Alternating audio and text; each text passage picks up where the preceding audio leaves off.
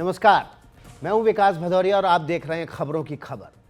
अब खबरों की खबर में आज हम आपके सामने क्या रखने जा रहे हैं वो बताते हैं, जिस पर पूरे देश की नज़र टिकी थी, जो खबर 12 दिनों के इंतजार के बाद अपने अंजाम पर पहुंची है। जी हां, महाराष्ट्र में चुनाव नतीजे आने के 12 दिन बाद, या यूं कहें कि 13वें दिन आज देवेंद्र फडणवीस ने मुख्यमंत्री पद की शपथ ली है। तो हम इस खबर से जुड़ी हुई हर खबर आपके सामने रखेंगे और आपको बताएंगे कि महाराष्ट्र में जो मंत्रिमंडल का गठन हुआ है उसके पीछे की कहानी क्या है। खबरों की खबर में इस मुद्दे की हम पड़ताल करेंगे कि रूठे हुए एकनाथ शिंदे कैसे माने और फडणवीस की शपथ में आगे क्या है अग्निपथ। तो ये हम सब चीज़ें आपको बताएंगे और यही से होगी हमारी पहली बड़ी खबर की शुरुआत, जिसको हम आपको आगे दिखाएंगे कि महाराष्ट्र में नरेंद्र मोदी की देवसेना कैसे सज गई है। देवसेना यानी मुख्यमंत्री देवेंद्र फडणवीस और उप मुख्यमंत्री एकनाथ शिंदे और अजित पवार। दूसरी खबर भी हमारे सामने एक त्रिकोण से जुड़ी हुई होगी। दूसरी खबर में उस खतरनाक त्रिकोण का जिक्र करेंगे जिसको आज बीजेपी ने एक्सपोज किया है। कैसे भारत विरोधी जॉर्ज सोरोस और न्यूज़ पोर्टल OCCRP के साथ उस त्रिकोण का एक कोण राहुल गांधी भी हैं, और इस खबर को हम विस्तार से आपके सामने रखेंगे। और तीसरी खबर क्या होगी वो भी आपके सामने रख देते हैं। तीसरी खबर बांग्लादेश से जुड़ी हुई है। बांग्लादेश में फैली हिंसा को लेकर, जिस पर भारत में कई सवाल सुलग रहे हैं और उसमें कहां से अब बाबर की एंट्री हो गई है, ये हम आपके सामने विस्तार से रखेंगे। और चौथी खबर भी हम आपके सामने रखने जा रहे हैं जो कि पश्चिम बंगाल से जुड़ी हुई है। चौथी खबर ममता बनर्जी के एक ऐसे फैसले को लेकर है जिसने बिहार और झारखंड की मुसीबत बढ़ा दी है। दीदी ने कैसा आलू का दम बनाया जिसे पड़ोसी राज्यों का जायका ही बिगड़ गया है, ये भी हम आपके सामने विस्तार से रखेंगे। इसके अलावा पांचवी खबर क्रिकेट के दो दिग्गजों सचिन तेंदुलकर और उनके बचपन के दोस्त विनोद कांबली से जुड़ी हुई है, जिनकी यारी पर हम ऐसी खबर आपको दिखाने जा रहे हैं जिसके बाद आपकी तालियां रुकेंगी नहीं। तो ये विस्तार से हम आपके संगेंगे, लेकिन उससे पहले आपको ले चलते हैं मुंबई, जहां के आज़ाद मैदान पर आज देवेंद्र फडणवीस ने शपथ ली। और उनके साथ केवल देवेंद्र फडणवीस ने शपथ नहीं ली, आज शपथ जब ली तो उनके साथ दो उप मुख्यमंत्रियों ने भी शपथ ली। फडणवीस उससे पहले भी 2 बार मुख्यमंत्री पद की शपथ ले चुके हैं। इस बार बीजेपी भी ताकतवर बनकर उभरी है, लेकिन ये सरकार महायुति की है जिसमें बीजेपी के साथ शिवसेना और एनसीपी भी है। इसलिए हम कह रहे हैं कि ये प्रधानमंत्री नरेंद्र मोदी की देवसेना है। इस सेना ने महाराष्ट्र के निर्माण की शपथ तो ले ली है, लेकिन आगे का रास्ता अग्निपथ भी है। इसको समझने के लिए देखिए हमारे सहयोगी रौनक कुकड़े की ये खास रिपोर्ट।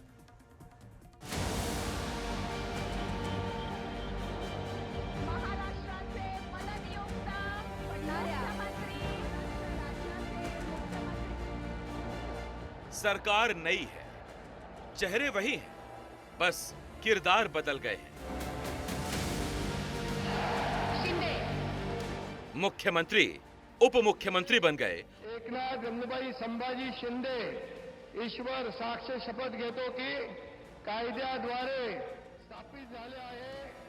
और उप मुख्यमंत्री से देवेंद्र फडणवीस का शानदार प्रमोशन हुआ और वो मुख्यमंत्री बन गए। मी खरी श्रद्धा व निष्ठा बाळगीन, मी भारताची सार्वभौमता व एकात्मता उन्नत राखीन। प्रधानमंत्री नरेंद्र मोदी केंद्रीय कैबिनेट के बड़े दिग्गज से लेकर बॉलीवुड और क्रिकेट की बड़ी बड़ी हस्तियां मौजूद रहीं। उनकी मौजूदगी में महाराष्ट्र में महाशपथ हुई, जिसमें एक मुख्यमंत्री के साथ 2 उप मुख्यमंत्रियों ने शपथ ली।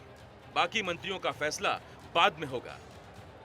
कोएलिशन की गवर्नमेंट होती है तो उसमें बहुत निर्णय करने पड़ते हैं। एक पार्टी की सरकार होती है तो निर्णय एक ही पार्टी को करना है। कोएलिशन की गवर्नमेंट में बहुत बड़े पैमाने पर कंसल्टेशन करना पड़ता है। वो कंसल्टेशन हमने किया है, करीब करीब हमारे नंबर्स भी हमने फ्रीज किए हैं। वो कितने अभी हम नहीं बताएंगे, वो पार्टियां बताएंगी, इसलिए मुझे पूछो मत। और पोर्टफोलियो को भी अभी हम लोगों ने करीब करीब फाइनलाइज किया है, कुछ थोड़ा बचा है उसमें, वो भी कर लेंगे। इस ताजपोशी के साथ देवेंद्र फडणवीस ने कई पुराने मिथकों को तोड़ दिया। 2014 में केंद्र में मोदी सरकार बनने के बाद से बीजेपी ने जब भी मुख्यमंत्री चुनने में 72 से ज्यादा घंटे का समय लिया तो कोई चौंकाने वाला नाम सामने आया। लेकिन फडणवीस के नाम के साथ ये पैटर्न टूट गया। पहली बार किसी मुख्यमंत्री के साथ महाराष्ट्र में दो उप मुख्यमंत्रियों ने शपथ ली है। महाराष्ट्र में पिछले 46 साल में 9 उप मुख्यमंत्री बने, लेकिन उनमें से किसी को मुख्यमंत्री बनने का मौका नहीं मिला। फडणवीस उप मुख्यमंत्री बनने के बाद अब मुख्यमंत्री बन गए हैं।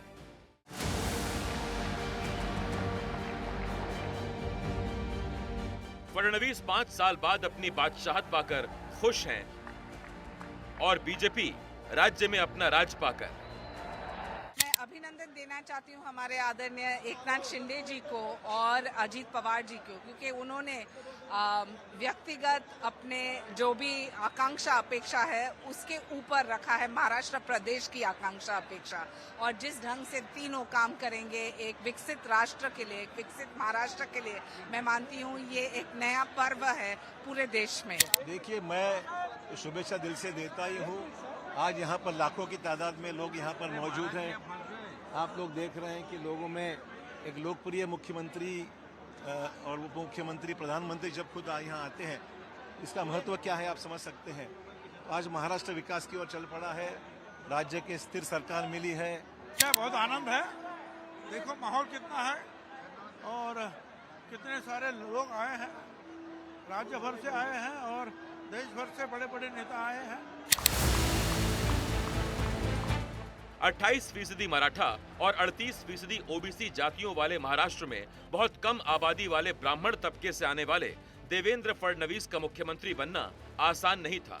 फिर भी इस प्रभावशाली पद तक वो पहुंच पाए तो इसलिए कि बीजेपी को लोकसभा चुनाव में लगे झटके के बाद विधानसभा चुनावों में उन्होंने नंबर 1 पार्टी बना दिया। बल्कि बीजेपी को 132 सीटें मिली हैं, जितनी बीजेपी को कभी भी नहीं मिली। देवेंद्र फडणवीस का आरएसएस से पुराना नाता उनके काम आया और कहा जा रहा है कि आरएसएस की पसंद फडणवीस ही थे।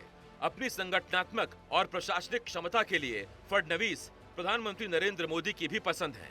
महाराष्ट्र में गठबंधन सरकार चलाने के लिहाज से भी फडणवीस दूसरों पर बाजी मार ले गए, क्योंकि सहयोगी दलों से बेहतर तालमेल में उन्हें बेजोड़ माना जाता है। देवेंद्र फडणवीस बीजेपी के अब तक महाराष्ट्र में इकलौते मुख्यमंत्री हैं। उन्होंने 5 साल तक सरकार चलाकर ये बता दिया कि अच्छे से सरकार चलाना उन्हें आता है। देखिए, मी पुन्हा इन क्या है, ये एक लोक सेवा के लिए मैं रोज वापस आऊंगा, ये एक उनकी बात है। तो कभी कोई पद लेके, कभी ऑपोजिशन में, कभी बिना पद के वो रोज वापस आते ही है। तो मी पुन्हा इन हर रोज होना चाहिए ताकि महाराष्ट्र नंबर 1 स्टेट हर एंगल से हो। यूं तो किसी भी सरकार को एक हनीमून पीरियड मिलता है, लेकिन महाराष्ट्र की चुनौतियां फडणवीस के सामने पहले दिन से खड़ी रहेंगी। मराठा आरक्षण का सवाल सरकार के सिर पर होगा। बीएमसी का चुनाव भी फडणवीस की परीक्षा लेगा। चुनावों में किए गए वादों को पूरा करना भी बड़ी चुनौती होगी। उन वादों के साए में राज्य की आर्थिक सेहत भी एक चुनौती होगी और इन सब के बीच शिंदे और अजित पवार से तालमेल भी बैठा कर रखना होगा। खुद को महाराष्ट्र की राजनीति का समंदर मानने वाले फडणवीस के सामने इन मुश्किलों के पहाड़ से टकराने की चुनौती है। एनडीटीवी इंडिया के लिए मुंबई से रौनक कुकड़े की रिपोर्ट।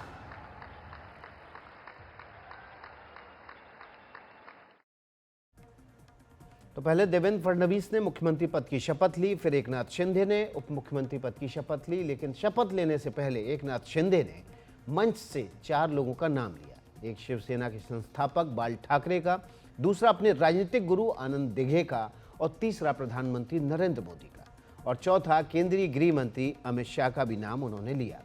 पहले आप सुनिए शिंदे ने क्या कुछ कहा। हिंदू हृदय सम्राट बाळासाहेब ठाकरे यांना वंदन।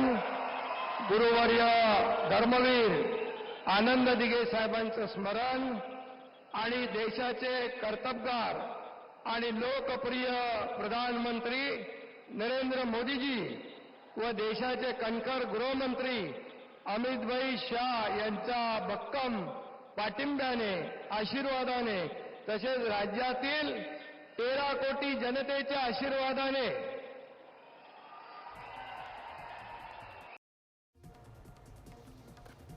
तो शिंदे ने प्रधानमंत्री नरेंद्र मोदी और गृह मंत्री अमित शाह का नाम क्यों लिया? अब मुंबई में सियासी कयास लगाए जा रहे हैं। एकनाथ शिंदे ये बताना चाहते थे कि उप मुख्यमंत्री बनने के बावजूद मोदी शाह के प्रति उनका विश्वास कम नहीं हुआ है, और साथ ही साथ इससे ये भी कयास लगाया जा रहा है कि वो उप मुख्यमंत्री भले ही बन गए हैं, फडणवीस भले ही मुख्यमंत्री बन गए हैं, लेकिन अपना नेता वो मोदी और शाह को ही मानते हैं। इसका एक कयास ये भी लगाया जा रहा है कि करीब एक हफ्ते तक उनके रूठे रहने से बीजेपी असहज थी, तो वो अब ये दिखाना चाह रहे हैं कि बीजेपी के शीर्ष नेतृत्व में उनका अब भी भरोसा है और वो कतई कम नहीं हुआ है। तो हमारे साथ देखिए ग्राउंड जीरो से हमारे सहयोगी जितेंद्र दीक्षित जुड़ गए हैं, उनका रुख करेंगे, और साथ ही साथ वरिष्ठ पत्रकार विजय चोरमारे भी। सबसे पहले जितेंद्र दीक्षित का रुख कर लेते हैं। जितेंद्र, जो शपथ ग्रहण समारोह था उसमें यह भी कहा जा सकता है कि औपचारिकता होती है, जब सीनियर लीडर वहाँ मौजूद होते हैं तो उनका नाम लिया जाता है, लेकिन राजनीति में जैसा कुछ दिखता है, जैसा कुछ दिखाया जाता है, वैसा कुछ होता नहीं है। हर शब्द के पीछे नपे तुले कुछ ना कुछ अपने एजेंडे होते हैं। आपके मुताबिक जब शपथ ग्रहण हुई तो उसके बाद शिंदे ने जिस तरह से नाम पुकारे, कहीं वो आगे भविष्य में अपने लिए दरवाजे तो नहीं खोल रहे? बिल्कुल, ये आप सही कह रहे हैं, क्योंकि जिस तरह से उन्होंने नरेंद्र मोदी और अमित शाह का नाम लिया, तो ये जताना चाह रहे थे सबके सामने कि कैसे वे उनको अपना नेता मानते हैं, उनके साथ में शिंदे की करीबी है। ये एक संदेश देने की उनकी कोशिश थी।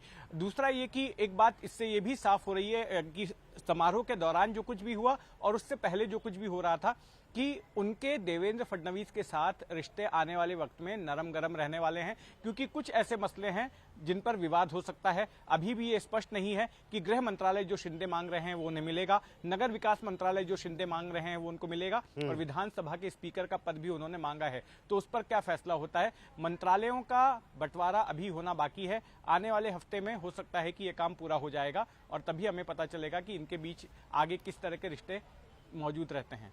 बिल्कुल विजय चोरमारे जी, जब एकनाथ शिंदे मुख्यमंत्री थे और देवेंद्र फडणवीस उप मुख्यमंत्री थे, तो कई मसले ऐसे थे कि दोनों के बीच जो है उन पर मनभेद और मतभेद के खबरें आई थी।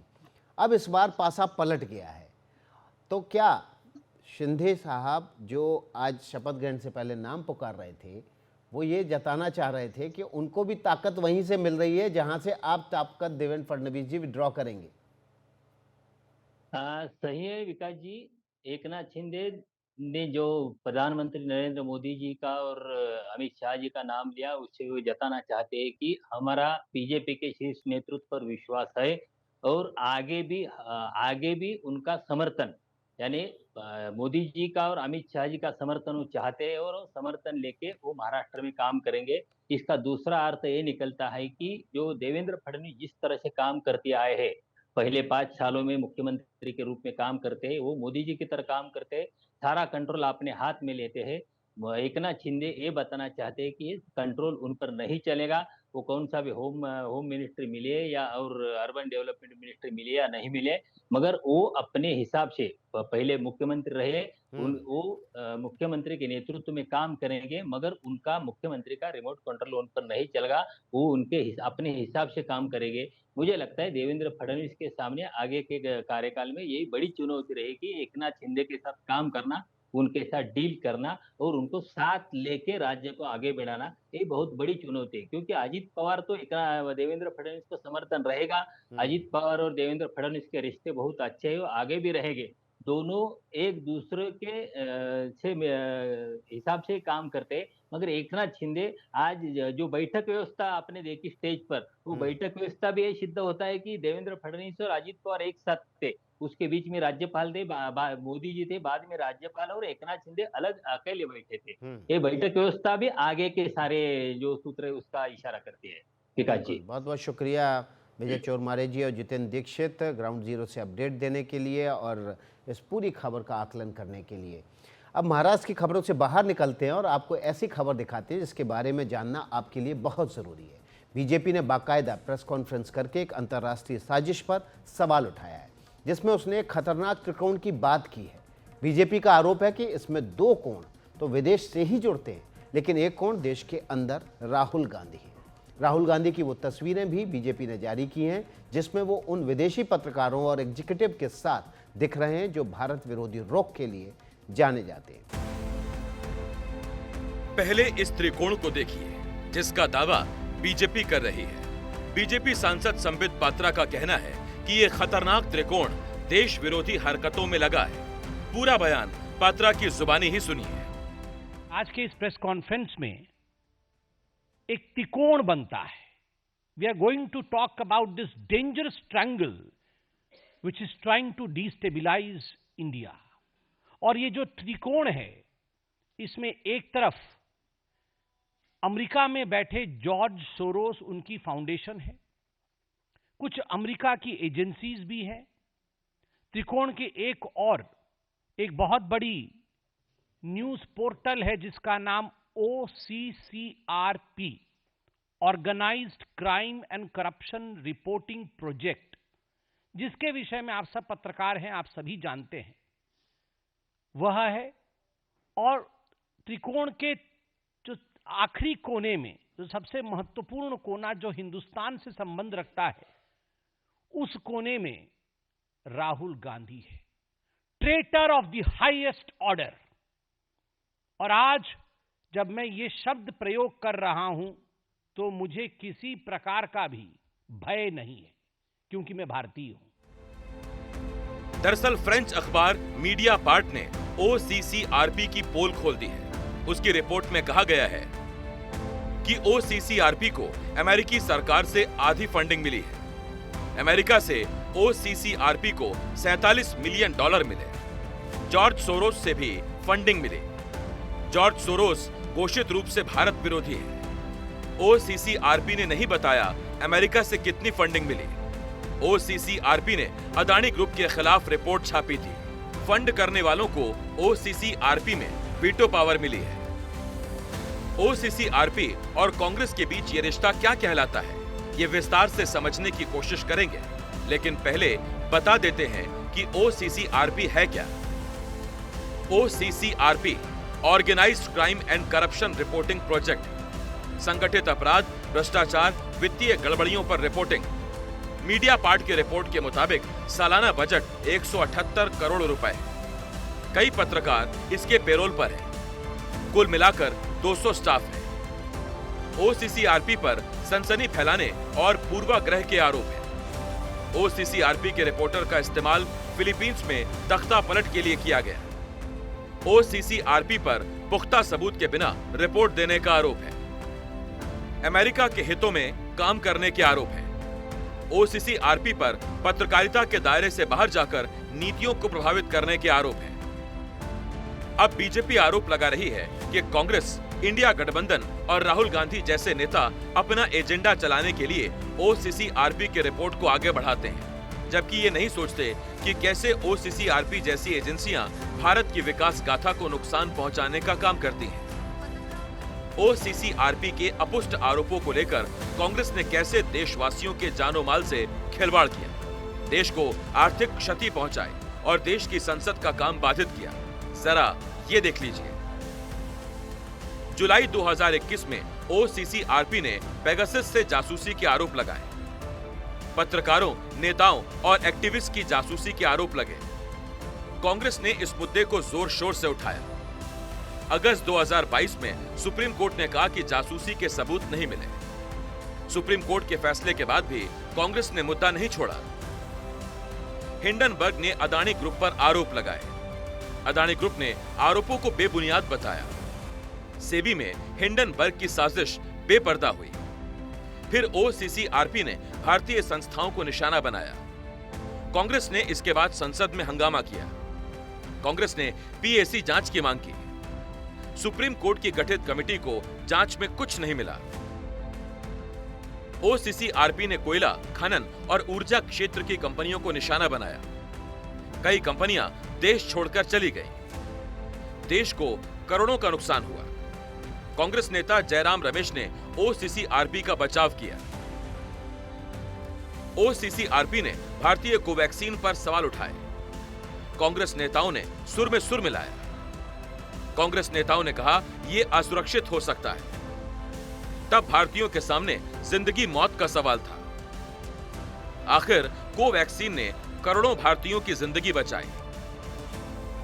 अब सवाल ये है कि अमेरिका और घोषित रूप से भारतीय विरोधी जॉर्ज सोरेस के पैसों से चलने वाले OCCRP के नैरेटिव को हवा देकर क्या कांग्रेस भी देश विरोधी एजेंडे में शामिल नहीं हो गई? बीजेपी ने अब यही सवाल संसद से लेकर प्रेस कॉन्फ्रेंस तक उठाया है। ने खुलासा किया है वो आयाम है कि OCCRP जो फंडिंग है उसका फंडिंग का एक बड़ा हिस्सा आप देख सकते हैं, ये सब उनको फंड करने वाले लोग हैं। उसका एक बड़ा हिस्सा आप देख सकते हैं ओपन सोसाइटी फाउंडेशन, यहां पर लिखा हुआ है ओपन सोसाइटी फाउंडेशन, यह एक बड़ा हिस्सा है। बाकी यूएस की बहुत सारी ऐसी संस्थाएं हैं, कुछ गवर्नमेंट एजेंसीज भी हैं जो OCCRP को फंडिंग करती है। अब ये जो ओपन सोसाइटी फाउंडेशन है ये किसका है? आपने कई बार इसका नाम सुना है, जॉर्ज सोरोस। ये जॉर्ज सोरोस का है, अर्थात जॉर्ज सोरोस OCCRP का एक बहुत बड़ा फंडर है, उसको बहुत पैसा देता है। और मीडिया पार्ट जो फ्रांस का न्यूज़पेपर है वो कहती है कि हम तो सोचते थे कि OCCRP एक इंडिपेंडेंट एजेंसी है, जैसे कि मीडिया एजेंसी को होना चाहिए, मगर अगर 70% पैसा उसका किसी एक सोर्स से आता है तो स्वाभाविक है वो तटस्थ नहीं रह सकता है। वो तटस्थ नहीं रह सकता है, न्यूट्रल नहीं रह सकता है। जो पैसा देता है उसके इंटरेस्ट में, उसके हक में वो बात करेगा। तो OCCRP किसके हक में बात करता है? जॉर्ज सोरोस और डीप स्टेट, अमेरिका में जो डीप स्टेट हैं, जो कुछ ऐसी एजेंसीज अमेरिका के अंदर छुपी हुई हैं जो कहीं ना कहीं अन्य राज्यों में, अन्य जगहों पे इंस्टेबिलिटी चाहती हैं, उनके द्वारा फंड लेने के कारण उनके इंटरेस्ट के लिए काम करती है ये OCCRP, जिसे हम कह सकते हैं organized crime and corruption reporting project. A French publication has recently published its own report based on its investigation on the Sarajevo-based OCCRP, Organized Crime Corruption Reporting Project. आज इस रिपोर्ट के अनुसार ये कहा गया है कि इस प्रोजेक्ट को फॉरेन गवर्नमेंट्स की फंडिंग है और उसका फोकस इंडिया के ऊपर भी है, और इस फॉरेन गवर्नमेंट की फंडिंग के साथ साथ जॉर्ज सोरोस के साथ भी इनका कनेक्शन है। इसको ही आधार बनाकर बीजेपी सांसद सुधांशु त्रिवेदी ने राज्यसभा में एक अहम सवाल उठाया। त्रिवेदी ने पूछा कि जब भी सदन का कोई सत्र शुरू होने वाला है, उसी वक्त देश विरोधी रिपोर्ट कांग्रेस कहां से लेकर आती है। सुधांशु त्रिवेदी ने इसकी पूरी क्रोनोलॉजी समझाई है। हम बताना चाहते हैं कि मानसून सत्र 22 जुलाई से 9 अगस्त के बीच में शुरू होता है और 10 अगस्त को हिंडनबर्ग की रिपोर्ट आती है। वर्तमान सत्र 25 नवंबर से प्रारंभ होता है और 20 नवंबर को अमेरिकन कोर्ट के एक अटॉर्नी की रिपोर्ट आती है एक बिजनेस हाउस के संदर्भ में। विगत 3 वर्षों से यह क्या एक संयोग है कि जिस समय भारत की संसद का सत्र चलता है, मैं सिर्फ एक संयोग बता रहा हूं, भारतीय फार्मर्स के बारे में रिपोर्ट आती है 3 फरवरी 2021, बजट सत्र है 29 जनवरी 2021। पेगासस रिपोर्ट आती है 18 जुलाई 2021, मानसून सत्र है 19 जुलाई 2021। उसके बाद 31 जनवरी 2023 से भारत की संसद का बजट सत्र शुरू होता है और 24 जनवरी 2023 को हिंडनबर्ग रिपोर्ट आती है। जनवरी 2023 में भारत की संसद का सत्र शुरू होता है और 17 जनवरी 2023 को बीबीसी की डॉक्यूमेंट्री आती है, इंडिया द मोदी क्वेश्चन। और गंभीर महत्वपूर्ण बात है, 20 जुलाई 2023 को भारत की संसद का सत्र शुरू होता है और मणिपुर वायलेंस का वीडियो 19 जुलाई 2023 ठीक एक दिन पहले जारी होता है। बीजेपी ने अपने सोशल मीडिया साइट एक्स पर बाकायदा इल्जाम और साजिश की कड़ियों को जोड़ा है। बीजेपी के मुताबिक अमेरिकी सरकार डीप स्टेट में OCCRP को फंडिंग होती है। उस फंडिंग से OCCRP में छपे भारत विरोधी आर्टिकल्स को भारत में कांग्रेस उठाती है। उनमें पेगासस और अदानी पर छपे अनर्गल रिपोर्टों से कांग्रेस पीएम मोदी, भारत और बीजेपी पर हमला बोलती है। प्रेस कॉन्फ्रेंस के जरिए संबित पात्रा और राज्यसभा में सुधांशु त्रिवेदी ने जिस तरह मोर्चा संभाला, उसके बाद बीजेपी ऐसी कई तस्वीरें अपने सोशल मीडिया साइट एक्स पर डालने लगी जो कांग्रेस नेता राहुल गांधी को कटघरे में खड़ा करती है। बीजेपी पूछ रही है, इस तस्वीर में राहुल गांधी सोरोस के एक संगठन के वाइस प्रेसिडेंट सलिल शेट्टी के साथ क्या कर रहे हैं। वो ये भी पूछ रही है कि भारत विरोधी OCCRP में काम करने वाले बांग्लादेशी पत्रकार मुशफिकुल फजल अंसारी के साथ राहुल गांधी की इस याराना वाली तस्वीर का क्या मतलब है। वो ये भी पूछ रही है कि दिल्ली दंगों के आरोपी शर्जील इमाम को चीन से फंडिंग दिलाने वाले आनंद मांगनाले कैसे OCCRP में काम करता है और क्यों वो कांग्रेस से भी जुड़ा हुआ है। लेकिन कांग्रेस है कि पोल खुल गई, ढोल फट गया, लेकिन वो मानती नहीं। जब संसद के अंदर इस खतरनाक त्रिकोण पर सवाल उठाए जा रहे थे, तब भी विपक्ष अदानी के खिलाफ अमेरिकी अदालत में लगे आरोपों पर बवाल मचा रहा था। कांग्रेस पार्टी सदन के अंदर हर बिल पर हम चर्चा में भाग ले रहे हैं। हम सदन के बाहर अडानी पे प्रदर्शन कर रहे हैं और सदन के अंदर विभिन्न जो पार्लियामेंट के प्रश्न हैं या कानून है, उनके चर्चा के समय हम अपना जायज़ प्रश्न उठा रहे हैं। लेकिन हमको लगता है कि ये बीजेपी पचा नहीं पा रही और इसीलिए अब जब भी राहुल गांधी जी अडानी पर मुखर होते हैं तो भाजपा उनको बदनाम करने की कोशिश करती है। और विशेष रूप से कल जब राहुल गांधी जी को संभल जाने से रोका गया तो आज भाजपा ने एक सुनिश्चित योजना के सहित राज्यसभा, लोकसभा और अपने पार्टी के प्रेस कॉन्फ्रेंस में वही मुद्दा उठाया। तो कहीं ये तो भाजपा की पुरानी खेल है, राहुल गांधी जी को बदनाम करना, ये तो पुराना उनका दाव है। अभी मीडिया पार्ट एक ऑर्गेनाइजेशन है फ्रेंच का, जिसने की एक रिपोर्ट निकाली है। उसने ये कहा है सर कि एक संस्था है OCCRP, organized crime and corruption project, और उसके साथ GACC है और सोरेस फाउंडेशन, ये उसको मदद करता है। US गवर्नमेंट और सोरेस फाउंडेशन OCCRP चलाता है। OCCRP का क्या काम है? भारत की पार्लियामेंट को कैसे बंधक बनाना, कैसे नहीं चलने देना, कैसे CA और RC पर। कांग्रेस और राहुल गांधी की जिद के कारण इंडिया गठबंधन भी बंटने लगा है। पहले TMC और फिर समाजवादी पार्टी कांग्रेस से नाराज हो गए। लेकिन कांग्रेस पर आखिर ऐसा क्या दबाव है कि उसके नेता देश के विकास को रोकने वाली साजिश को शह दे रहे हैं। NDTV इंडिया की रिपोर्ट। तो इस खबर पर और ज़्यादा खास तौर पर मेहमान हमारे साथ महेश जेठमलानी जुड़ रहे हैं और उनसे समझेंगे इस पूरी खबर को विस्तार से। महेश जेठमलानी जी, आपका स्वागत है। मेरा पहला सवाल यह है कि फ्रेंच अखबार मीडिया पार्ट ने OCCRP की पोल खोली है। कैसे भारत विरोधी सोरोस और अमेरिका के पैसे पर वो भारत के खिलाफ गलत रिपोर्ट दिखाता है। यहाँ कांग्रेस और उसके नेता राहुल गांधी उसको इंडोर्स करते हैं, सड़क से संसद तक ले जाते हैं, लेकिन कांग्रेस इसके बाद भी क्यों OCCRP पर ही लट्टू है। सवाल ये है कि जब झूठी उसकी रिपोर्ट साबित हो रही है फिर भी कांग्रेस क्यों लट्टू है। देखिए, क्योंकि मुझे लग रहा है कि कांग्रेस को अपना कोई कार्यक्रम नहीं है।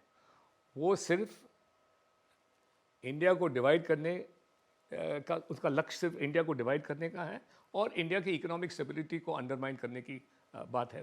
जहाँ तक उनके सब, उनका कोई क्लियर आइडियोलॉजी नहीं है। आप देखेंगे उनके जो भी एक्शंस हैं, उनके एक्शन से इतना ही मालूम होता है कि वो देश के हित के इश्यूज़ को उठाते हैं पार्लियामेंट में, और वो इश्यूज़ के सपोर्ट के लिए वो ये अपने यानी काम से ये स्थापित करने की कोशिश में नहीं है। ये विदेशी न्यूज़पेपर्स और ऑर्गेनाइजेशंस के मदद लेते हैं। उनके जो इनपुट्स हैं, जो वे बार बार पार्लियामेंट में पेश करते हैं और पार्लियामेंट को डिस्टर्ब करते हैं, वो सिर्फ OCCRP जैसे संस्थाओं के बेसिस पे है। लेकिन महेश जेठमलानी जी, राहुल गांधी OCCRP के बांग्लादेशी पत्रकार से मिलते हैं जो भारत विरोधी खबर छापता है, वो सोरोस के संगठन के वाइस प्रेसिडेंट के साथ घूमते हैं। ये सारी तस्वीरें बीजेपी ने आज सोशल मीडिया पर जारी की हैं। आखिर इसके पीछे वजह क्या है, क्या मकसद है, क्या चाहती है बीजेपी? देखिए, क्योंकि मुझे लग रहा है कि कांग्रेस को अपना कोई कार्यक्रम नहीं है, वो सिर्फ इंडिया को डिवाइड करने का, उसका लक्ष्य सिर्फ इंडिया को डिवाइड करने का है और इंडिया की इकोनॉमिक स्टेबिलिटी को अंडरमाइन करने की बात है। जहाँ तक उनके साथ उनका कोई क्लियर आइडियोलॉजी नहीं है। आप देखेंगे उनके जो भी एक्शंस हैं, उनके एक्शन से इतना ही मालूम होता है कि वो देश के हित के इश्यूज को उठाते हैं पार्लियामेंट में, और वो इश्यूज के सपोर्ट के लिए वो ये अपने यानी काम से ये स्थापित करने की कोशिश में नहीं है। ये विदेशी न्यूज़पेपर्स और ऑर्गेनाइजेशंस के मदद लेते हैं। उनके जो इनपुट्स हैं, जो वे बार बार पार्लियामेंट में पेश करते हैं और पार्लियामेंट को डिस्टर्ब करते हैं, वो सिर्फ OCCRP जैसे संस्थाओं के बेसिस पे है। लेकिन महेश जेठमलानी जी, मीडिया पार्ट का कहना है कि पेगासस से वैक्सीन के खिलाफ और हिंडनबर्ग तक झूठे आरोपों की झड़ी OCCRP ने ही लगाई थी। अब ये बातें खुल भी गई हैं। आप इसे भारत की इकोनॉमी को डिस्टर्ब करने के लिए कितनी बड़ी अंतर्राष्ट्रीय साजिश समझते हैं, और अगर ये साजिश है तो क्या केवल OCCRP ही इसके पीछे है? देखिए, साजिश तो है ही, और उस साजिश को उस साजिश के खिलाफ हम कर्तव्य ले सकते हैं। हम कुछ ये हमारा कानून काफ़ी स्पष्ट है। हम कुछ सालों पहले हमने एक संशोधन लाया था UAPA एक्ट में, जिसमें टेररिस्ट एक्टिविटीज़, अनलॉफुल एक्टिविटीज़ को प्रिस्क्राइब किया गया है और पनिशमेंट और उसमें सज़ा भी प्रिस्क्राइब की गई है। उसका इस्तेमाल हमें करना चाहिए, क्योंकि उस अमेंडमेंट के तहत इकोनॉमिक सिक्योरिटी, जो भी इकोनॉमिक सिक्योरिटी को थ्रेट करता है या अंडरमाइन करता है, वो एक टेररिस्ट है। क्योंकि टेररिस्ट के डेफिनेशन में अब ये भी है कि जो भी व्यक्ति हमारे इकोनॉमिक सिक्योरिटी को चोट या नुकसान पहुंचाने के लिए साजिश करता है, कुछ भी करता है, और उनके जो मदद करने वाले यानी कांग्रेस पार्टी उसको मदद करते हैं, तो ये लोग सब इकोनॉमिक टेररिस्ट बन जाते हैं। और UPA के सेक्शन 15 द्वारा ये इनको सज़ा मिल सकती है। वो इन्वेस्टिगेशन होना चाहिए ये सब के खिलाफ, और प्रोसिक्यूशन शुरू करना चाहिए। क्योंकि ये जो एक्टिविटी हो रहा है, ये स्पष्ट रूप से मैं कह रहा हूँ, यदि ये threatening economic security of India के डेफिनेशन में नहीं आता है तो और कुछ भी नहीं आता है। तो महेश जेठमलानी ने जिस तरह से खुलासा किया है खबरों की खबर में, हम आपको OCCRP और सोरोस और राहुल गांधी के इस त्रिकोण की खबर दिखाएंगे। लेकिन उससे पहले आप बात कर लेते हैं बांग्लादेशी हिंदुओं की। हिंदुओं के खिलाफ वहाँ जो हिंसा हो रही है, उस पर बांग्लादेश सरकार की तरफ से अभी तक कोई भी संजीदा पहल नहीं दिख रही है। उसके उलट पड़ोसी देश में भारत के खिलाफ हर रोज एक नई आवाज़ उठ रही है। आज यूपी के मुख्यमंत्री योगी आदित्यनाथ ने एक बड़ा बयान दिया है। योगी ने कहा कि अयोध्या और संभल में 500 साल पहले जो बावर वाला DNA काम कर रहा था, वही आज बांग्लादेश में भी काम कर रहा है। और देखिए, ये बात कोई यूं ही नहीं कह रहा है। इससे पहले भी जब बांग्लादेश में पहली बार हिंसा शुरू हुई थी, तब भी योगी आदित्यनाथ ने ये बात कही थी। भारत सरकार की तरफ से बाकायदा इस पर विरोध दर्ज कराया गया था। प्रधानमंत्री नरेंद्र मोदी ने बांग्लादेश को आगाह किया था, और उसके बाद अमेरिका के राष्ट्रपति की तरफ से भी इस तरह की बातें आई कि जो बांग्लादेश में हिंदुओं पर, क्रिश्चियंस पर और बौद्धों पर हमले हो रहे हैं, उस पर बांग्लादेश को तुरंत पहल करनी चाहिए। और इतना ही नहीं, नवनिर्वाचित राष्ट्रपति डोनाल्ड ट्रंप की तरफ से भी इस पर बयान आए थे। और उसके बाद लगातार दुनिया भर के अलग अलग देशों से इस तरह के बयान आते रहे, और ये बयान जो है लगातार सुर्खियों में भी रहे। लेकिन बांग्लादेश पर इसका कोई असर होता हुआ नहीं दिखाई दे रहा है। हर रोज़ बांग्लादेश से खबर आ रही है कि हिंदुओं के खिलाफ वहाँ पर अत्याचार किए जा रहे हैं। 14 कोटी मुसलमान 28 कोटी हाथे चुटी गोजारी लाठी ने। बांग्लादेश की नफरती हिंसा में पेट्रोल डालने वाले इस मौलाना का नाम है इनायतुल्लाह अब्बासी। अब्बासी की पूरी बात हम आपको नहीं सुना सकते क्योंकि उसके एक एक शब्द भारत के खिलाफ नफरत से सने हुए हैं। अब्बासी ने प्रधानमंत्री मोदी और पश्चिम बंगाल की मुख्यमंत्री ममता बनर्जी के खिलाफ अभद्र टिप्पणी करते हुए दिल्ली में इस्लाम का झंडा फहराने की गीदड़ भभकी दी है। 14 कोटी मुसलमान 28 कोटी हाथे जुदी गजारी लाठी ने। बस इतना समझ लीजिए कि बांग्लादेश की जमीन पर खड़ा होकर इनायतुल्लाह अब्बासी शेख चिल्ली के हसीन सपने देख रहा है और बांग्लादेश को पूरी तरह से पाकिस्तान बनाने पर आमादा हो गया है। यानी एक ऐसी जगह जहां भारत के खिलाफ माहौल बनाना सरकार का प्रमुख एजेंडा बन गया। यही वजह है कि देश छोड़ चुकी शेख हसीना ने बांग्लादेश की मौजूदा सरकार पर बड़ा आरोप लगाया है। शेख हसीना ने अभी एक दिन पहले ही न्यूयॉर्क के एक कार्यक्रम में वर्चुअल संबोधन के जरिए कहा कि मोहम्मद यूनुस ने बहुत ही सोच समझकर नरसंहार किया है। हसीना का कहना है ढाका में मौजूदा सत्तारूढ़ सरकार अल्पसंख्यकों की रक्षा करने में विफल रही है। हिंदू, बौद्ध, ईसाई किसी को भी नहीं बख्शा गया। 11 चर्चों को ध्वस्त कर दिया गया। मंदिरों और बौद्ध तीर्थ स्थलों को तोड़ दिया गया है और जब हिंदुओं ने विरोध किया तो इस्कॉन नेता को गिरफ्तार कर लिया गया। जाहिर है शेख हसीना बांग्लादेश के जिस हालात की ओर इशारा कर रही हैं, ढाका से आ रही तस्वीरें और बयान उसी की पुष्टि करते हैं। हमने आपको जिस इनायतुल्लाह अब्बासी का बयान सुनाया वो कहने को तो बांग्लादेश का प्रकांड विद्वान कहलाता है, लेकिन अब्बासी का मुख्य धंधा भारत और हिंदुओं के खिलाफ भड़काऊ बयान देना है। इतना ही नहीं, मौलाना अब्बासी चीन को बांग्लादेश के मुसलमानों का हमदर्द बताता है। उसने तो यहां तक कह दिया था कि अल्लाह ने चीन को इसलिए तैयार किया है कि वो भारत जैसे देश को सबक सिखा सके। मीडिया में आ रही रिपोर्ट्स के मुताबिक मौलाना अब्बासी बांग्लादेश में हिंदुओं की जमीन हड़पने के लिए लोगों को भड़काता रहता है।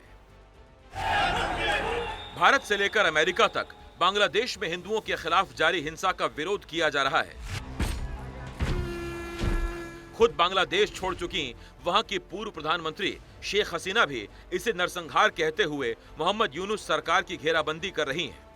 इस बीच उत्तर प्रदेश के मुख्यमंत्री योगी आदित्यनाथ ने कहा है कि बाबर के जमाने में जो काम अयोध्या और संभल में हुआ वही काम बांग्लादेश में हो रहा है। दुश्मन बगल के देश में किस प्रकार का कृत्य कर रहे हैं, याद रखना। किसी को अगर गलतफहमी हो, 500 वर्ष पहले बाबर के एक सिपह सालार ने जो काम अयोध्या में किया था, जो काम संभल में किया था और जो काम आज बांग्लादेश के अंदर हो रहा है, तीनों की प्रकृति, तीनों का डीएनए एक जैसा है। गलतफहमी में मत रहना।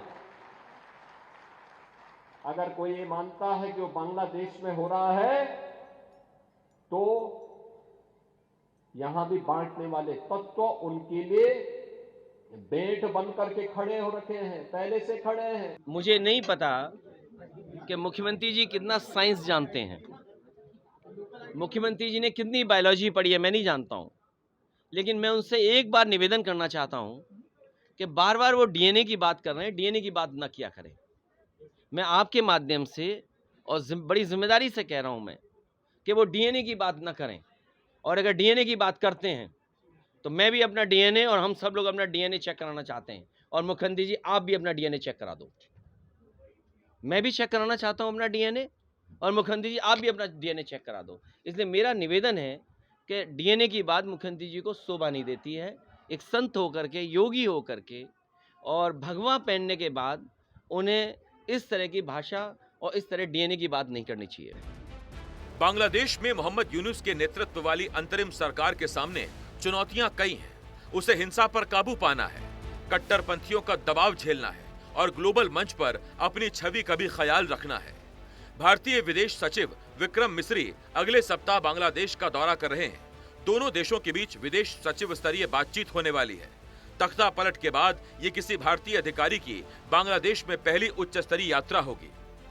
इस बीच भारत बांग्लादेश बॉर्डर पर असम पुलिस ने 4 अवैध घुसपैठियों को पकड़ा और प्रोटोकॉल के मुताबिक चारों को वापस बांग्लादेश भेज दिया गया।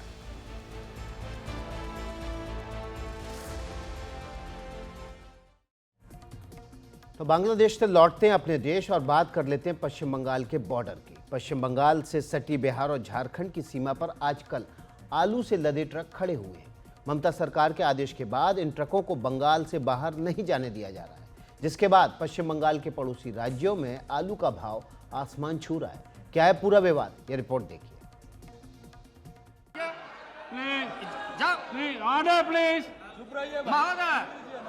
महोदय, इनको हम साज नहीं सकते। जब हम आलू का नाम लेंगे तो ये चालू लोग बोलेंगे हिरियत करेंगे। ये बड़े चतुराई से बुद्धि से स्टाफ को करते हैं। 60 रुपया पसेरी आलू है।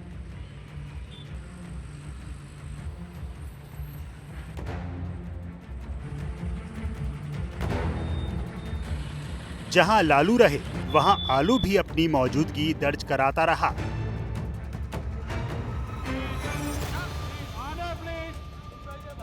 और अच्छी बात यह है कि इस पर लालू को कोई ऐतराज भी नहीं हुआ।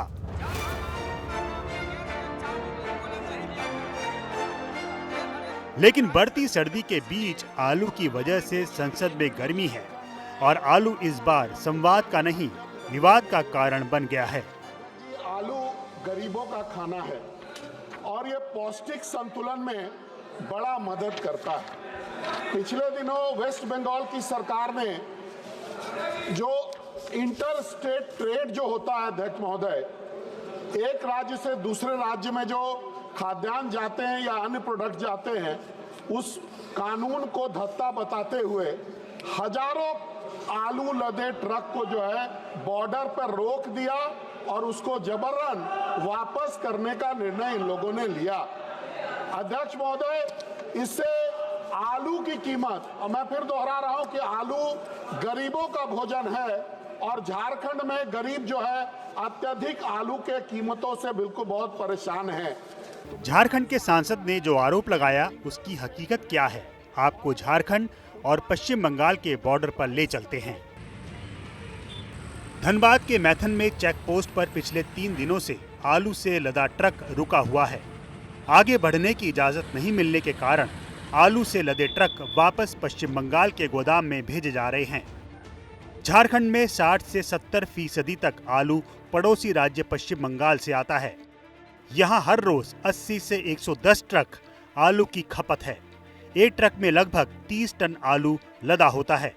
जाहिर है अब सप्लाई रुकने से परेशानी हो रही है। आलू का भाव 50 रुपए किलो तक पहुँच गया है। आलू का चेकिंग हो रहा है। आलू बंगाल से आउट डिस्ट्रिक्ट झारखंड वो अपर पटना नहीं जा रहा है। जो गाड़ी है वो घुमा के वेस्ट बंगाल में घुमा के देगा। वो गाड़ी आएगा, उसको घुमा के वेस्ट बंगाल के जाना पड़ेगा। जो स्टाफ लोग है ये बोल रहे हैं कि दूसरा स्टेट आलू नहीं जाएगा। कितना गाड़ी होगा जिसको रोका गया? गाड़ी 100 गाड़ी होगा। सभी को रोका गया। कल 2 बजे रात से 27 तारीख के रात से रोका हुआ है। यही हाल बिहार के सीमाई जिले किशनगंज का भी है। बॉर्डर के रामपुर चेकपोस्ट से आलू की एंट्री बंद हो गई है, जिसकी वजह से व्यापारियों में हड़कंप है। और जो भी सुबह आया था खरीदार, जो सुने इस तरह का है, गाड़ी खाली हो रहा है, गाड़ी जाने नहीं देगा, सभी कस्टमर वापस चले, हम लोग खाली बैठे हुए गद्दी में। कैंप किया हुआ है प्रशासन भी? हाँ, प्रशासन वहाँ बैरिकेड लगा के कैंप किए हुए है। क्या पता है? वो बोल रहे हैं कि सप्लाई किए तो? हाँ, सप्लाई किए तो गाड़ी को सीज कर दिया जाएगा और माल नहीं छोड़ा जाएगा। परेशानी बहुत हो रहा है। माल हमारा खड़ा का ऐसे खड़ा है, ये माल बिकेगा नहीं तो खराब होगा, ये बहुत लंबा नुकसान जाएगा। दरअसल पश्चिम बंगाल सरकार ने सूबे में बढ़ रही आलू की कीमतों पर नियंत्रण के लिए आलू से भरे ट्रकों के बाहर जाने पर रोक लगा दी है, जिसकी वजह से पड़ोसी राज्य ओडिशा, झारखंड, बिहार में आलू संकट पैदा हो गया है। जब बोला है जब मैं अभी नहीं जाएगा। क्यों? अब क्यों तो वही लोग ने कहा क्या बात है, नहीं है तो आलू अगर नहीं मिलेगा किशनगंज में तो क्या नहीं मिला तो आदमी को बहुत दिक्कत होगा, कैसे खाएगा गरीब आदमी। आज जो है आलू तो सबसे बड़ा ये है, हर चीज में आलू लगता है। हर चीज में आलू लगता है, तो आदमी खाएगा क्या? कल हमने आपको सचिन तेंदुलकर और विनोद कांबली से जुड़ी हुई एक वायरल तस्वीर दिखाई थी। पिछले 24 घंटों में करोड़ों लोगों ने इस तस्वीर को देखा और अपने तरीके से इसका विश्लेषण भी किया। आज खबर आई है कि विनोद कांबली के लिए मदद की पहल की गई है, लेकिन बात सिर्फ इतनी भर नहीं है। एक जमाने की दिग्गज क्रिकेटर जोड़ी आज अलग अलग मोड़ पर आ खड़ी है, तो इसके क्या मायने हैं? आप चाहें क्रिकेट में रुचि रखते हो या ना रखते हो, सचिन और कांबली की कहानी से काफी कुछ सीख सकते हैं। रिपोर्ट देखिए।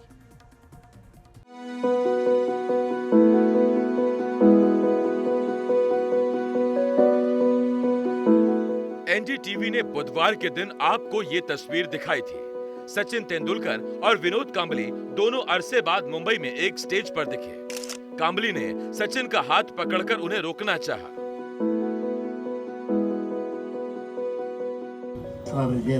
टकराए और दिल डूबा जाए, आजा प्यारी प्यास हमारे, खाएगा बुराई। Love you sir. इस वीडियो के वायरल होने के बाद एक और खबर आई।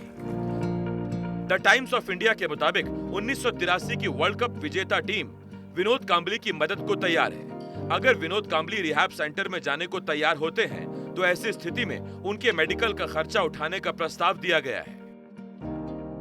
सचिन और कांबली की इस तस्वीर को देखने के बाद लगातार घरों में, दफ्तरों में, सड़कों और चौक चौराहों पर अपने अपने किस्म के विश्लेषण किए जा रहे हैं। ये कहानी बेशक इस अंजाम तक सोशल मीडिया पर एक वायरल वीडियो की वजह से पहुंची, लेकिन कहानी की शुरुआत ऐसी नहीं थी। दरअसल सचिन शोहरत की जिस बुलंदी पर पहुंच चुके हैं, लगभग उतनी ही कामयाब शुरुआत विनोद कांबली की भी रही। कांबली ने सचिन की तरह ही तेज रफ्तार पकड़े, लेकिन उनकी गाड़ी उस रफ्तार पर कायम नहीं रह सकी। मेहनत, लगन और सख्त अनुशासन ने सचिन को लंबी रेस का घोड़ा साबित किया। दूसरी ओर कांबली एक ऐसी कहानी के नायक बनकर रह गए जो अंतहीन अटकलों के मोड़ पर आकर ठहर जाती है। जहां कांबली के चाहने वाले कहते हैं अगर ऐसा होता तो ऐसा नहीं होता।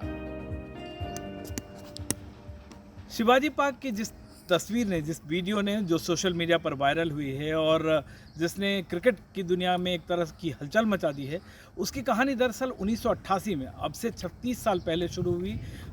हैरिस शील्ड का एक मैच था जिसमें सेंट जेवियर के खिलाफ सचिन तेंदुलकर और विनोद कांबली की जोड़ी मैदान पर रही। रमाकांत आचरेकर जो है, ये दोनों खिलाड़ी रनों का अंबार लगा रहे थे। कोच रमाकांत आचरेकर इन दोनों को बुलाने की, इशारा करने की कोशिश करते रहे, मगर दोनों ने शरारत से श्रद्धाश्रम विद्या मंदिर के लिए खेलते हुए ज़बरदस्त पारियां खेली, रनों का अंबार लगाया। सेंट जेवियर्स के गेंदबाजों की धुनाई करते रहे। 324 रन बनाए सचिन ने, जबकि विनोद कांबली ने नाबाद 349 रन। उम्र में सचिन से करीब 1.25 साल बड़े विनोद कांबली का करियर शुरुआत से ही कुनाचे मारने लगा। याद कीजिए 1994 का एशिया कप। सेमीफाइनल में विनोद कांबली क्रीज से बाहर निकलकर ऑस्ट्रेलियाई दिग्गज शेन वॉन की गेंद पर छक्के चौके जड़ते रहे और एक ओवर में 22 रन बना डाले। शेन वॉन के खौफ को तोड़ने की जो हिम्मत उस वक्त कांबली ने दिखाई, वो रातों रात शोहरत की बुलंदियां छूने लगे।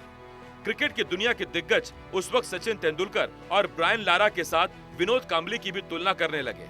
पूर्व कप्तान सुनील गावस्कर भी इन तीनों बल्लेबाजों को ही एक कतार में देखते थे। हालांकि विनोद कांबली का अंतर्राष्ट्रीय करियर सिर्फ 9 साल का रहा और वो 17 टेस्ट और 104 वनडे ही खेल सके, लेकिन ये जानकर आपको हैरानी हो सकती है कि टेस्ट और फर्स्ट क्लास में विनोद कांबली का औसत सचिन से कहीं ज्यादा रहा। टेस्ट मैचों में कांबली का औसत 54.2 का रहा, जबकि सचिन का 53.78। इसी तरह फर्स्ट क्लास में विनोद कांबली का औसत 59.57 रहा, तो सचिन का औसत 57.84। सचिन तेंदुलकर आज जिस मुकाम पे हैं, लोग कहते हैं कि वैसा आगे कोई नहीं होगा। सचिन तेंदुलकर की तुलना अक्सर सर डॉन ब्रैडमैन से होती है, जबकि विनोद कांबली एक ऐसा खिलाड़ी बनकर रह गए जिनके बारे में कहानियाँ, किंवदंतियाँ बनती रह गई कि ऐसा होते तो वैसा हो जाते। इन दोनों के बीच जो सबसे बड़ा फ़र्क है वो ये है, सिर्फ किस्मत के अलावा और भी कई सारे फैक्टर्स हैं, जिसमें सबसे बड़ी बात है फोकस, अनुशासन, कड़ी मेहनत और लगन। सचिन इसी वजह से सचिन बन गए, जबकि विनोद कांबली वहीं रुक गए। और इन दोनों, इसका एक उदाहरण इससे भी समझा जा सकता है। आप विराट कोहली को देखें, पिछले 10 साल में दिल्ली के होते हुए उन्होंने बटर चिकन नहीं खाया। उनकी पत्नी के एक इंटरव्यू में मैंने सुना, अनुष्का शर्मा के इंटरव्यू में। इसके अलावा वो लगातार पिछले 4, 5, 6 साल से या 7, 8 साल से वेगन है, मतलब उन्होंने अनाज नहीं खाते। इस तरह के अनुशासन की ज़रूरत होती है जो विराट को विराट, सचिन या राहुल द्रविड़, सौरव गांगुली, इन जैसे जो कहते हैं क्रिकेट के योगी हैं, इन्हें ये खिलाड़ी उस पायदान पे पहुंचाते हैं। और विनोद कांबली, पृथ्वी शॉ जैसे कुछ खिलाड़ी अगर पीछे छूट जाते हैं, उसकी ये वजह है, ये आने वाले जो जनरेशन है, पृथ्वी शॉ या और भी जो इस जनरेशन के खिलाड़ी है, उन सब के लिए सबक है। सचिन तेंदुलकर और विनोद कांबली की तुलना अलग अलग समय में अलग अलग वजहों से की जाती रही है। 1983 की विजेता भारतीय टीम के कप्तान कपिल देव ने कुछ साल पहले एक कार्यक्रम के दौरान कहा था, सचिन और कांबली ने एक साथ शुरुआत की और दोनों की प्रतिभा भी एक समान थी। कांबली शायद ज्यादा प्रतिभावान थे, लेकिन उनका सपोर्ट सिस्टम, उनके घर का माहौल अलग था और उनके दोस्त भी वैसे नहीं थे जैसे सचिन के दोस्त थे। कपिल देव कहते हैं, हम सब जानते हैं कि बाद में क्या हुआ। सचिन 24 साल तक देश के लिए खेले और कांबली गायब हो गए। ऐसा इसलिए क्योंकि वो अपने करियर की शुरुआत में मिली कामयाबी की उम्मीदों पर खरे नहीं उतर पाए। वैसे इन दोनों दिग्गजों की तुलना शायद यहीं खत्म हो जानी चाहिए। सचिन की महानता के अनगिनत किस्से हैं। उनके नाम 100 अंतर्राष्ट्रीय शतक और बेशुमार रन हैं, जबकि विनोद कांबली ने अपने करियर में 6 अंतर्राष्ट्रीय शतक लगाए। एक शूटिंग स्टार उल्का पिंड की तरह चमके, रोशनी की ओर गुम हो गए। विनोद कांबली जिस मुकाम पे हैं, उसके जिम्मेदार कहीं ना कहीं वो खुद ज़रूर हैं। किस्मत या लक की बात ज़रूर होती है खेलों में, लेकिन जिस मुकाम पे वो पहुंचे हैं, उसकी बड़ी वजह रही उनकी अनुशासनहीनता और तमाम तरह के विवाद। यहाँ तक बात आ गई कि उन्हें रिहैब सेंटर तक जाना पड़ा, वो पाई के मोहताज हो गए और कहानी वहीं पहुँच गई जहाँ से शुरू हुई थी। बीमार विनोद कांबली का भावुक होकर अपने दोस्त का हाथ जकड़ लेना और करोड़ों क्रिकेट फैंस का हैरान हो जाना, मुंबई के आजाद मैदान से शुरू हुई एक शानदार कहानी करीब 36 साल बाद शिवाजी पार्क पहुंचकर रुक गई है। दुआ कीजिए कि मैच का रुख उस ओर बढ़े जहां तालियां इंतजार कर रही हैं।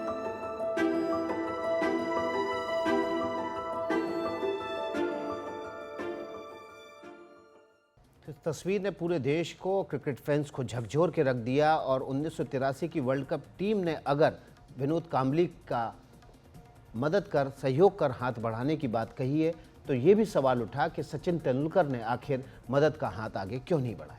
चलिए अगली खबर का रुख करते हैं। इसरो ने एक बार फिर अंतरिक्ष में तिरंगा लहरा दिया है। इसरो ने बुधवार को प्रोवा 3 की लॉन्चिंग टालने के बाद आखिरकार इस मिशन को आज शाम 4:04 पर लॉन्च कर दिया। इसरो का भरोसेमंद PSLV रॉकेट यूरोपीय अंतरिक्ष एजेंसी के मिशन को लेकर श्रीहरिकोटा के स्पेस सेंटर से रवाना हुआ। प्रोवा 3 मिशन यूरोपीय अंतरिक्ष एजेंसी का सोलर मिशन है, जो सूर्य के रहस्यों को सुलझाएगा। मिशन का मकसद सूरज के कोरोना, सौर तूफान और मौसम का अध्ययन करना है।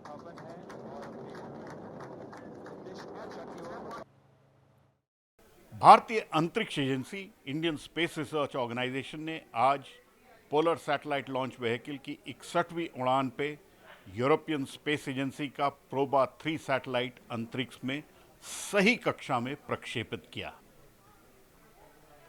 इस लॉन्च को 24 घंटे डिले किया गया था क्योंकि प्रोबा 3 सैटेलाइट में कुछ गड़बड़ी आई थी। भारत का रॉकेट ठीक था और 24 घंटे बाद वो अपने 4:04 पे सही उड़ान लेके करीबन 20 मिनट के अंदर प्रोबा 3 सैटेलाइट को अंतरिक्ष में सही कक्षा में प्रक्षेपित किया। PROBA 3 satellite European space agency का बहुत प्रेस्टिजियस मिशन है। इसको करीबन $210 मिलियन की लागत पे बनाया गया है। प्रोबा 3 सैटेलाइट पहली बारी अंतरिक्ष में फॉर्मेशन फ्लाइंग दर्शाएगा। हमने धरती पे एयरक्राफ्ट में फॉर्मेशन फ्लाइंग देखी है जब वो एयर एक्रोबैटिक्स करते हैं, लेकिन पहली बारी अंतरिक्ष में फॉर्मेशन फ्लाइंग होगी। और प्रोबा 3 सैटेलाइट सूरज के गहरे रहस्यों की जानकारी देगा। अंतरिक्ष में वो आर्टिफिशियल टोटल सोलर एक्लिप्स बनाएगा जिससे सूरज की बहुत जानकारी मिलेगी। ये एक कमर्शियल मिशन था। भारतीय अंतरिक्ष एजेंसी के commercial arm new space India limited की एक लॉन्च सर्विसेज एग्रीमेंट के तहत ये लॉन्च किया गया। प्रेस्टिजियस मिशन था, भारत के लिए अहम मिशन था, यूरोप के लिए, और इससे भारत को मुनाफा भी हुआ। अब प्रोबा 3 सैटेलाइट अपनी कक्षा में है और आने वाले टाइम में उम्मीद है वो सूरज के रहस्य बताने में सक्षम होगा। नई दिल्ली से पल्लव बागला, एनडीटीवी इंडिया के लिए। चलिए, ब्रेक के बाद आपका स्वागत है। खबरों की खबर में नई खबर का रुख कर लेते हैं और बात कर लेते हैं उस खबर की जो आपकी ज़िंदगी से जुड़ी हुई है। डिजिटल होती दुनिया की कई नई चीज़ें चुनौती बनकर हमारे सामने जुड़ती जा रही हैं। ऐसी ही एक चैलेंज है ब्रेन फॉग। हमारी अगली रिपोर्ट आपके और आपके पूरे परिवार के लिए बहुत ज़रूरी है। इसे ध्यान से देखिए और इस जानकारी को अधिक से अधिक लोगों तक पहुंचाइए और साझा कीजिए।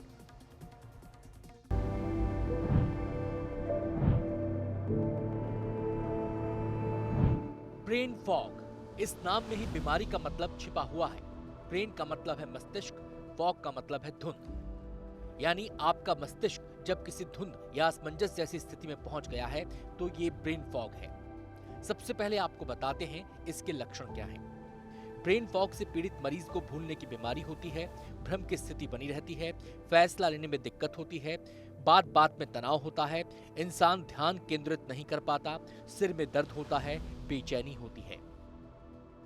वैसे पक्के तौर पर इस बीमारी के बारे में बहुत कुछ नहीं कहा जा सकता, फिर भी डॉक्टरों का मानना है कि कुछ कारण ऐसे हैं जो परेशानी को बढ़ाते हैं।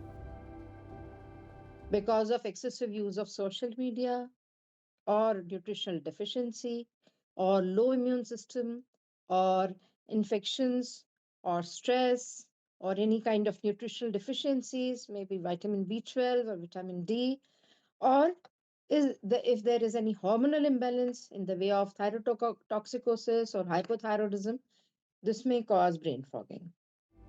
माना जा रहा है कि युवाओं में ये परेशानी इन दिनों आम हो गई है। सोशल मीडिया पर ज्यादा समय बिताने के बाद वैसे भी मानसिक थकान महसूस होती है।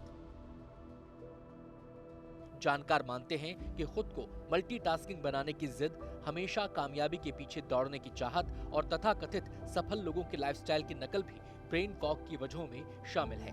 तो आखिर उपाय क्या है, कैसे बचाव करें? हमने अलग अलग डॉक्टरों से बात की तो पता चला कि इसके लिए स्क्रीन टाइम को कम करना होगा, ऑफलाइन रहने की आदत डेवलप करनी होगी, किताबें पढ़ना बेहतर विकल्प हो सकता है। इसके अलावा संतुलित आहार और अच्छी नींद भी बहुत जरूरी है। We have to understand that if any individual not taking quality sleep, then there will be problem in memory, there will be problem in concentration.